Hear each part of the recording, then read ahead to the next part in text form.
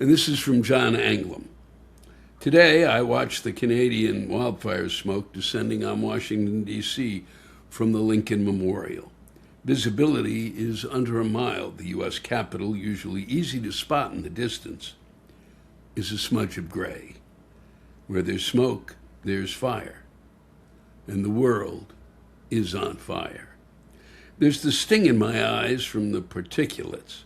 I can taste them on my tongue. The air is heavy. My chest tightens a bit.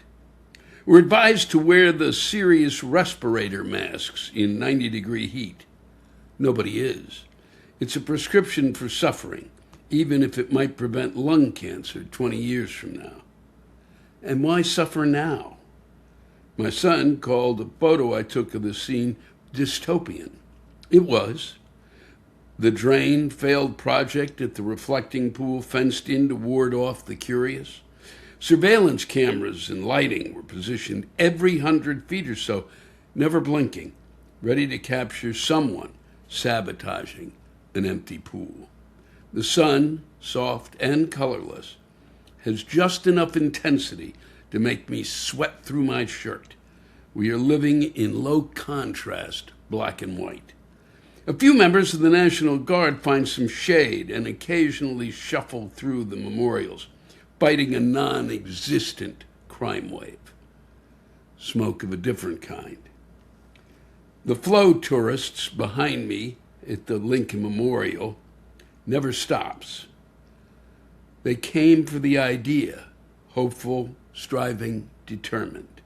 They snap selfies, one in the direction of Lincoln, the next toward the Washington obelisk, fuzzy in the haze. There are a few Argentine football fans, fresh from their victory over England in the World Cup semifinals. They snap their selfies too. How much is the big idea here slipping into history and out of practice? The Vietnam Memorial, 100 yards away, seems like a reminder of a big mistake, bloody, wasteful, misguided, and never to be repeated. But here we are, in the midst of another war that someone thought was a good idea and easy. The smoke thickens throughout the afternoon, blotting out even more of Washington.